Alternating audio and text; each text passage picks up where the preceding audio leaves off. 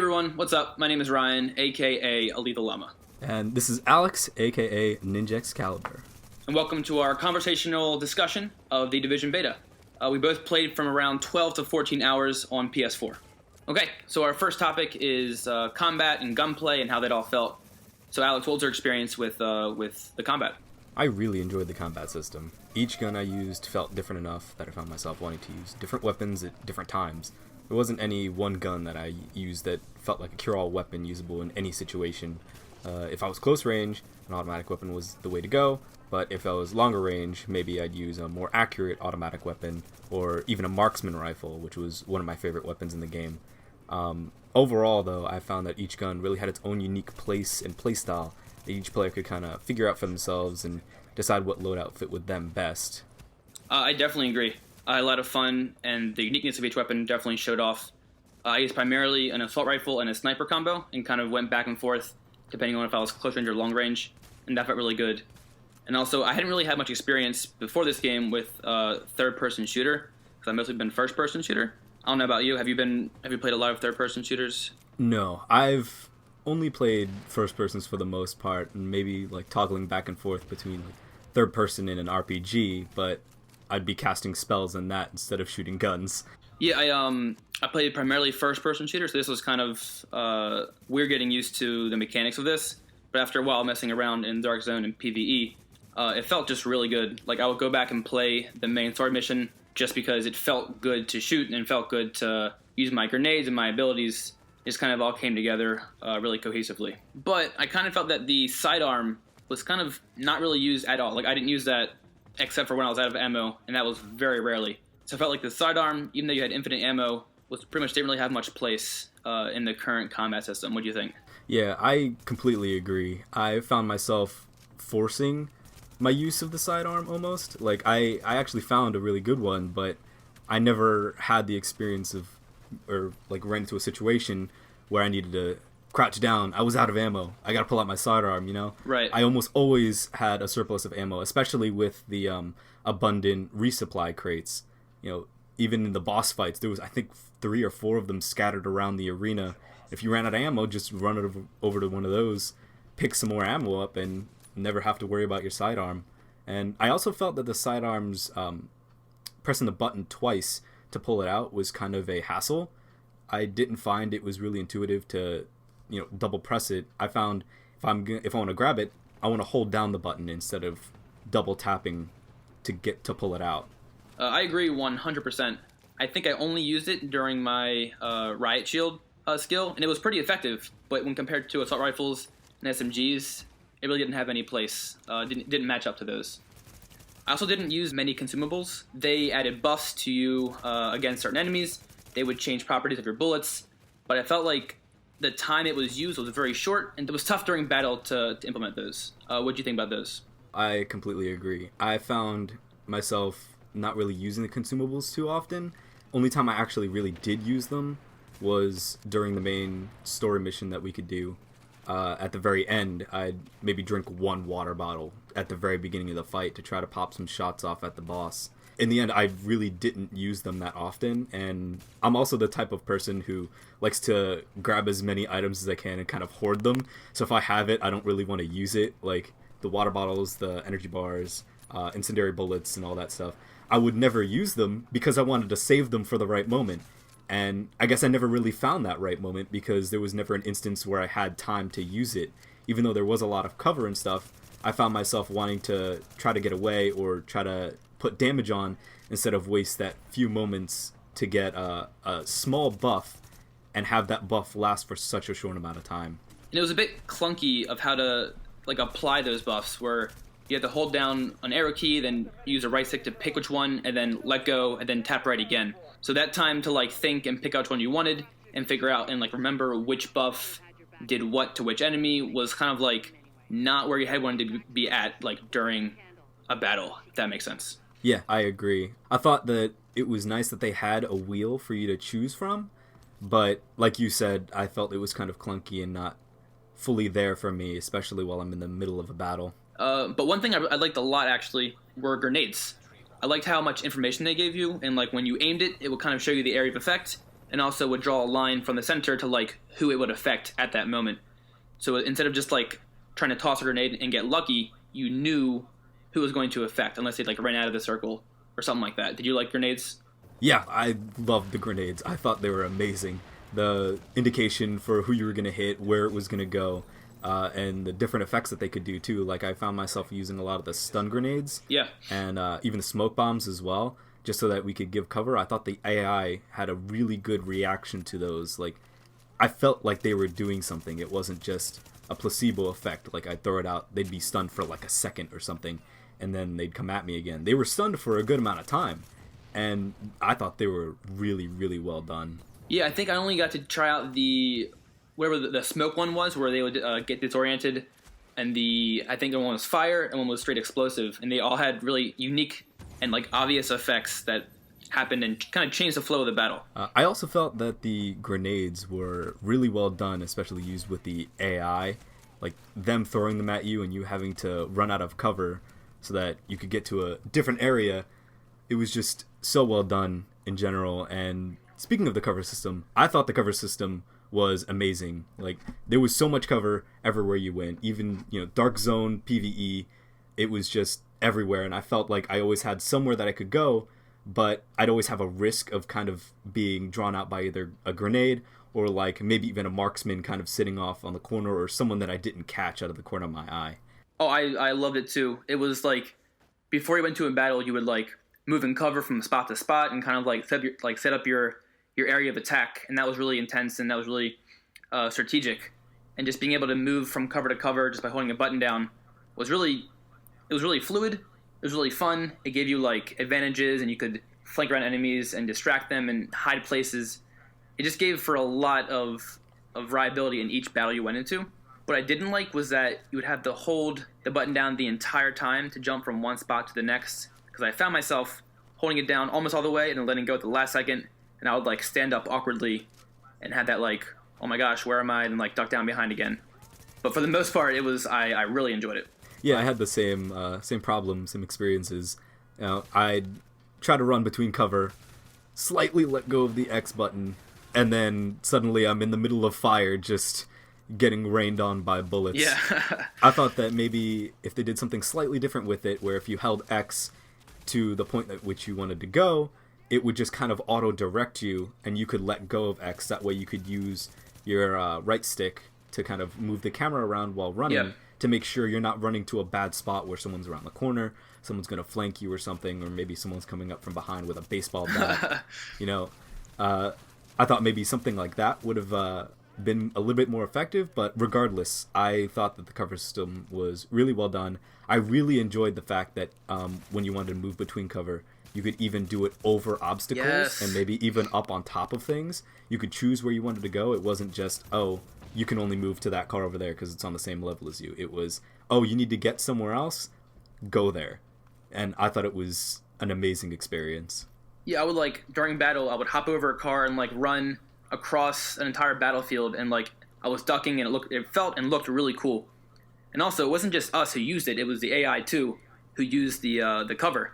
And it felt like it was just part of like one big system instead of just us having an advantage. They were hiding behind cover, they were peeking out back and forth, they were running from side to side, and it was kind of like a chess game between us and who we were fighting. Yeah, the AI I found was amazing at going in cover. I'd always try to find myself sitting there just waiting for them to pop out. Like, this AI can't be that smart, right? And yet they were. They just sat there trying to hide, and sometimes they'd just run away, or someone else would come up and flank me from the side while I'm not paying attention. Yeah, the AI is smart, and it's tough. They force you to use cover. Like, if you're not in cover and you're walking around like a typical shooter, you'll be dead in seconds. And like you said, even when you're behind cover, they'll use grenades, they'll flank you, they'll kind of push you back. And the whole team will run up and force you guys to move and change position on the spot, which is really kind of like intense, and it's a really cool battle scenario. Yeah, oh man. When they would push up, it was almost intimidating. All of them rushing you either with their melee weapon, their bat, or even just guns. They'd just rush you, and you're like, where can I go? I need to run back, get to more cover. It just really always keeps you on your toes, and it just felt like a really fun experience overall. and it works because pretty much everything is cover. Like there's not like a single object that you look at that's not cover. You can run behind that wall, you can go behind that piece of concrete, that box, whatever you want. So every battle arena has tons of places to move and to swap around and jump over and hide. And that makes it just a lot of fun.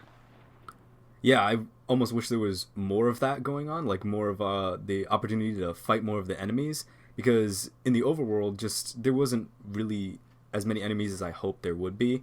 Like, occasionally we'd run into maybe 2 or 3 of them kind of standing there looting something, but in general, I found that the AI was almost lacking in the world. It felt almost empty. How did you feel? Yeah, I feel the same way. You'd be running around New York for minutes upon minutes and not really run into any AI engagements. It did seem really empty. Hopefully this is just the beta and not the final product, but I guess time will tell.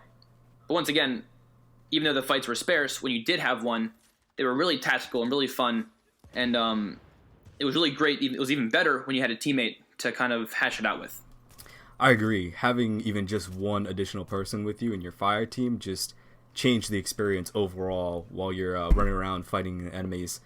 Like, being able to use complementary skills and just kind of assisting each other while taking out different bad guys on opposite ends, or even flanking them on a separate side through a different street or something. It just added a lot to the game that I think overall made it just an amazing experience for me. Like, playing with you was just awesome, playing the PvE and also the Dark Zone. I thought was awesome to run around, just tactically figure out what we're going to do next. Are we going to shoot this guy, or are we going to move on and just kind of go off and do our own thing?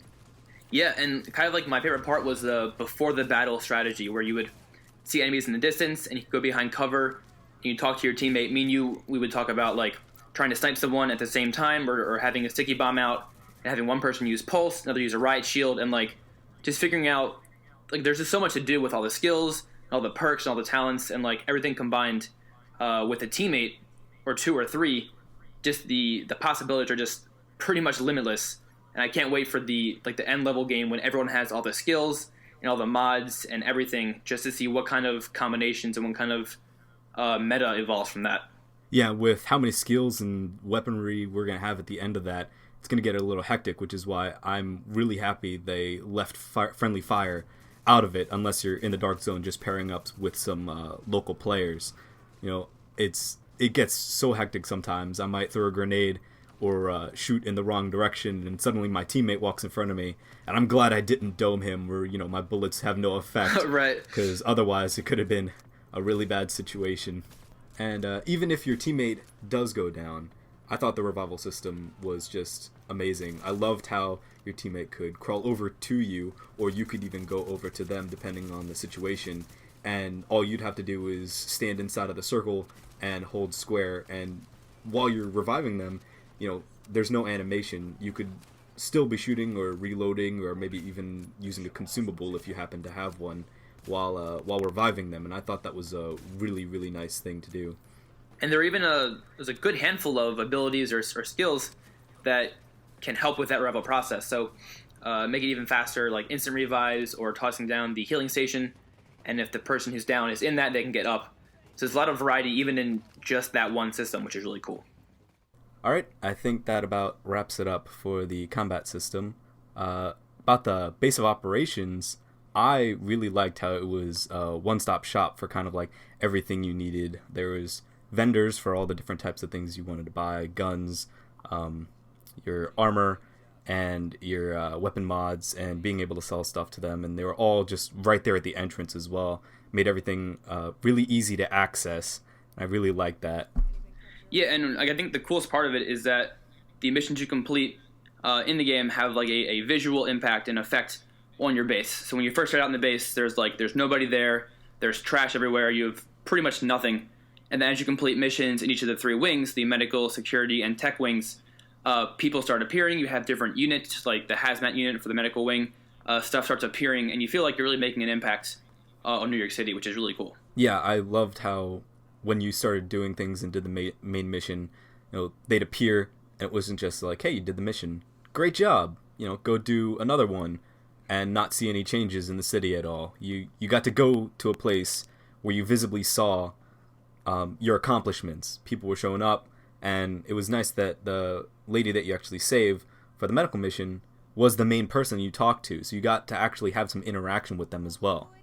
Right, and what's really cool too is that each of the 3 wings represent a different story path, and you can take them in any order you want. So you can do all security first, and then medical, then tech, or you can do a few of medical, then tech, and then security, and kind of mix it up. And each one of those missions gives you different buffs or skills like pertaining to that tree. So if you do security missions, you'll get security skills, and so on. So adding like that non-linearity in story missions, I think, is very unique to the Division. Yeah, and also I think that the story mission was really easy to follow. When we were doing the main medical mission, there was a streamlined path. You had to save this woman, and we went in, they were like, hey, we're here to help you, but you got to go in and go save whatever her name was. And so we went in, we hacked a little camera thing to figure out what was going on. We found out that they're being held upstairs. We're like, all right, we got to go save them. So we went, we saved her, but then they're like, oh, we can't evac because the roof has a bunch of enemies. Can you clear them out so we can access the DZ? And we're like, that makes sense. Let's go do it. Got them, and we saved whatever her name was, and then we headed back to the base of operations, and everything wrapped up. Yeah, just the whole overarching story is just super clear. You're trying to take back New York City like one step at a time. And so each mission you do is just trying to, make your base of operations stronger, bring back some personnel that can help you stop the bad guys. It's all, like you said, streamlined and really simple and to the point. Another thing I really liked about the story was that when you actually entered the instance, it was seamless. There wasn't really any loading time, and other than the little HUD that appeared in front of the building and you pressing square to access it if you wanted to do any matchmaking, it really kept you kind of immersed into the game, because you'd walk up to the building, the mission would start, and the doors would just blow open. They're like, hey, get in there, you need to save her. And it was just so seamless, and I loved it. And you really don't realize how little loading there is until there's an actual loading screen. And you're like, wait, I just played 3 hours of Division with 0 loading screens, and just kind of blows your mind. And it's really great for the immersion part of it, where like no loading just means like you're in this world and it's like living and breathing, and you don't have to have that like break in reality when there's this abrupt loading screen for like each mission that you play. So in this game, there's no loading screens for the most part, and just really helps create that feeling that you're in that game world. And probably the most impressive seamless loading is from PvE to PvP, which I've never seen before. So when you move from PvE to PvP to the Dark Zone, it's just like a short opening a door or jumping over a wall, and that's it, and you're in that game. And speaking of the Dark Zone, that is definitely the place in the beta where I had the most fun and the best memories. Never before in a game have I felt more scared for my life than I was running down the streets of the DZ with that bright yellow pack on my back carrying some loot. Every person you meet could be a friend, and they could be an enemy, and like the constant stress and like fear and all that have you make some really, really tough calls. What do you think? Yeah, I loved when we'd run into a random person on the street, and it'd always be that moment of like intense stress between us where we'd be like, are we going to shoot him?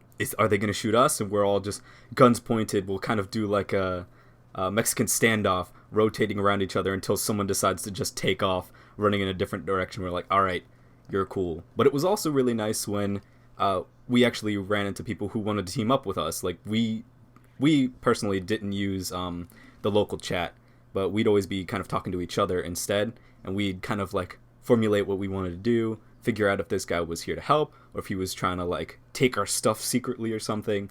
But even without talking to some of the people in the world, they would join us and they wouldn't try to kill us. They would just kind of like tag along. They were loners. They needed someone to be with. And right. It was cool teaming up with them. And whenever they actually wanted to join our game, we could seamlessly do that. They could literally just join our game, and suddenly they're just part of our team. There was no loading or anything. Their name is now blue, and we can no longer shoot them. And I thought that was just amazing. Yeah, and probably like the culmination of all of that uncertainty of whether or not to trust somebody is at the extraction points, where you shot a flare in the air, you have a minute and a half until the chopper gets there, and you're waiting with your teammate like behind cover, and then these 2 guys arrive. And you don't know if they're friends or if they're enemies, and you wait until the extraction comes, and you don't know that if you go for the extraction that they're going to just destroy you in a second, or if they're just going to put their stuff on the bag and run away. So, like, just the stress of the entire time and not knowing if anybody's going to hurt you in, like, the next second and take your hard-earned loot that you just got from that really hard AI boss just makes it really exciting. Yeah, and when we were at the extraction zones, it got pretty hectic whenever someone came up and they were trying to, like, take our loot. They'd shoot a sticky bomb on us or something. And if we were teamed up with some random people there who also wanted to extract their stuff, you know, we might accidentally shoot them in the back, and suddenly we're either rogue or their health is red. And it gets really confusing, I thought, when, you know, the actual rogues trying to take our stuff and kill us were running around while we had buddies running around who also had red health. And it got pretty confusing. Other than being able to tell my own teammates from everyone else, I got, you know, we had a few moments where we would actually shoot red health people because we thought that they were enemies, but they weren't. Right, and there were also a few times where I was with a squad and we were chasing down rogue players, and they'd, like, walk in front of me and I'd shoot a few bullets in their back and I'd become rogue, like, instantly. And then they'd all shoot me and kill me. So I felt like tinkering with how much damage it takes to turn rogue. I know it's a fine line, but I think it needs some more adjusting for the final game release. Yeah, I think even something as simple as changing the color of someone's health bar when they get shot could be a simple fix. Like, I was thinking maybe changing it to orange or yellow. That way you're like, hey, you shot this guy. Are you sure you meant to do that? You know, it's not showing it just straight up red. Right. And because that usually signifies enemy, or in this case, rogue. But besides those shortcomings, the rogue system in general was just really fun to mess around with. You'd have players from across the map just team up to hunt down any rogues that appeared. And if you decided to go rogue, that was really fun too. You'd have, once again, the entire map chasing you down, and the thrill of that chase and the hunt of stealing someone's loot and then trying to get away with it really made for some interesting situations. Yeah, and even if I didn't get away with the loot, you know, I'd obviously be upset in the moment if they got me and killed me, but I was being rogue after all. But I never really remembered who killed me or, like, what loot I exactly lost in the end. But what I do remember is having those fun little moments when I wasn't rogue, or, like, when I'd run into other players and they decided to side with me, you know, like running into a huge group of people and just doing some random jumping jacks. Like, I remember that clear as day, but I don't remember how many times I got killed or how many pieces of loot or awesome hats that I had lost because someone came through and stole all my stuff.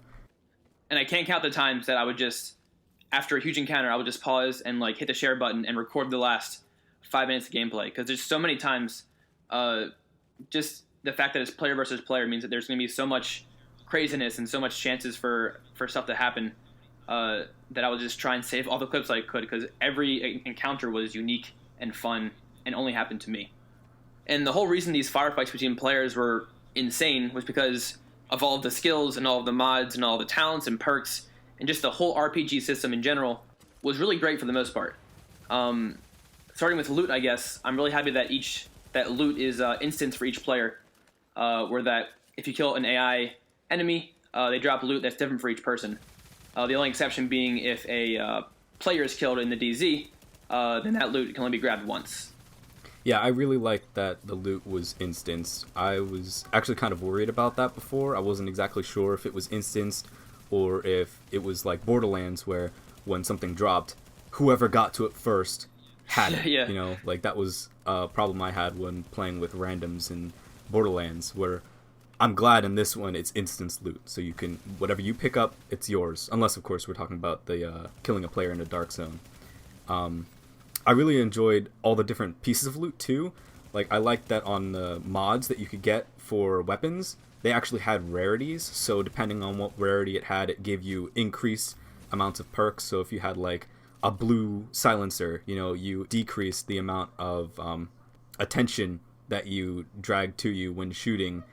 And, you know, clips, depending on the rarity, would be larger or smaller or release faster or anything like that. So I think having all of those as rarities was really unique. I had never run into a game where the mods you put on guns were actually had variety in rarities. And even though the beta was only max level 8, and we didn't really get to see much too much in terms of variation for the mods. I'm really excited to see like top level perks and mods for weapons where like it has some kind of crazy benefit that kind of really changes how you play the game. And also just for skills in general, I think each skill really felt very unique and very important in its own situation. There's only 12 skills in addition to the signature skills, and each one kind of had their own role to play. Like when I had my pulse skill and I had my healing skill, I missed having my Sticky Bomb. When I had Sticky Bomb and my Riot Shield, I missed having Pulse. And it was like everything kind of felt important in its own way. But it was cool trying to find different setups against different players and what worked best. Yeah, and it was nice that you could actually change the mods on your skills as well. Like when we're in the PvE setting for Pulse, you could have one of the mods that let you gain additional damage on enemies, or maybe even like have one of the pulses that let you identify where loot containers were. Mm-hmm. While you're in the Dark Zone, you could have the mod that let you be hidden to other pulse scans from enemy players. And I think, it really that there really shows off the uniqueness of the situations in which you could use these different types of mods for your skills. And to add on to that, each piece of gear you get can give you one of three different attributes: firearms, electronics, and stamina. And those kind of give you buffs in three different areas. So stamina would increase your health, firearms would increase your DPS, and electronics would increase your skill power. And that's really cool and all, but sometimes it was very hard to tell what the point difference, like what effect it had on your abilities or health or whatever. For stamina, it was pretty clear. Like when you got more stamina, you get more health, and that was kind of clear cut. But if you got electronics, that would increase your skill power, which through some kind of math makes your abilities better in some way. So it was tough to see when I would change my build completely from stamina to electronics that there's no real answer in what changed. Do you know what I mean? Yeah, I completely understand, because when I was looking at my guns, I saw that there were certain perks on there that I could use, and I was like, oh great, I can use these. But I'd have to get like a certain prerequisite in terms of how high a certain skill was, but I never really understood what those skill points meant to me, other than, like you said, stamina gave me health. Like, I wasn't sure what my electronics did, or whatever the other ones were. I wasn't too sure. It didn't give me a clear-cut answer. And in addition to that, while I'm adding points to different things, I didn't get a good idea of what was the right balance for me, because I'd have to equip an item, see the skill change, look at my item that I wanted to have the perk activated in.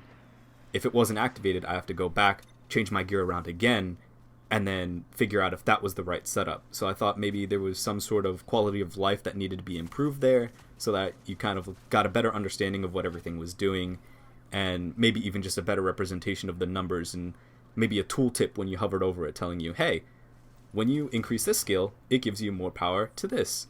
Yeah, no doubt. There's never a bad time to give more information about how systems in the game work. And a huge RPG like this, it will definitely help to just give the players as much as they can to help them figure out how everything works together. Yeah, I agree.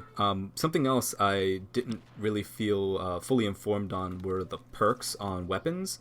So I know that when you got a rare weapon, like or a blue weapon, whatever, they sometimes came with perks that would increase the amount of damage or give you some sort of like passive buff while using them, but you had to have like a certain amount of points in your skills.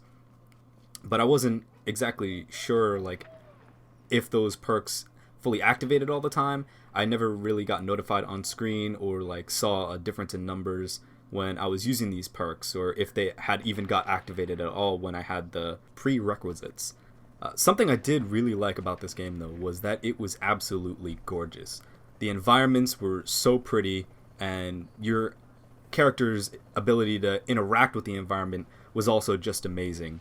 Like, I thought the atmosphere of the game just really helped fill in that immersion bubble. So I felt like I was there. Like, I even was playing with one of my friends before who actually lives in New York, and he was like, I can actually identify these streets. I know where I am. Like, this game is so well done and well built. It's just utterly astounding how gorgeous this game can be sometimes.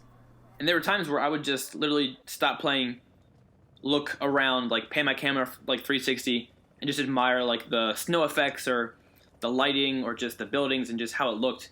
And when a game can make you stop like that in the midst of like battles or whatever, it really speaks to you that way. Yeah, sometimes I even found myself standing there just admiring the new clothes and stuff that I had looted off the nearest enemy. Like, when I found out that there were scarves, I was like, oh my god, scarves! And I wanted to see what it looked like on my character. So every time I got one, I was just like, I gotta try this on, see which one fit me best. And I would always get upset when a new loot item would drop, and it wasn't a new pair of boots or like a new pair of jeans, because I had like 30 jackets, I think, and it was it was just great to like have a chance to sit down and really admire what my character looked like in game, and it being third person just kind of added to that. My ability to see my character at all times was just a really nice quality of life thing. Yeah, and more on that, just seeing like yourself plus your squad running through the streets of New York abandoned was really unique and really special. And just, it isn't like an empty world either. There's alleyways, there's buildings you can go into that have multiple floors and loot on every floor, and there are places to go, and just, it feels like you're in New York, a rundown, like post-apocalyptic New York, and it feels great. Yeah, and I was also surprised by how many things you could kind of interact with in the game as well. Like, I remember we were inside of a building at one point, and we were able to actually interact with like the lamp on the table and the computer on the desk and all these other things. It just kind of like built on top of our experience that we were already kind of having and being immersed even further. Like, oh, that lamp on the table, I don't like it there. Punch. And now it's on the floor, you know? I just thought that all that stuff was really, really fun. And cover really adds to that interactability as well. Being able to hide behind pretty much everything in your environment makes it feel like it's one big living, breathing world. And also how, like, if you were too high up on a ledge and you wanted to drop down, it would let you know, hey, if you jump down, you're going to hurt yourself. But you can do it anyways. I feel like most games would not let you jump and hurt yourselves or kind of limit you. But as a player in this game, you can kind of do whatever you want. And that feels really great in this world. And those are our thoughts of the Division Beta. Thank you for watching. Tell us your ideas in the comments down below. Once again, my name is Ryan, a.k.a. Alita Llama. And I'm Alex, a.k.a. Ninjexcalibur, and we'll catch you in the next video.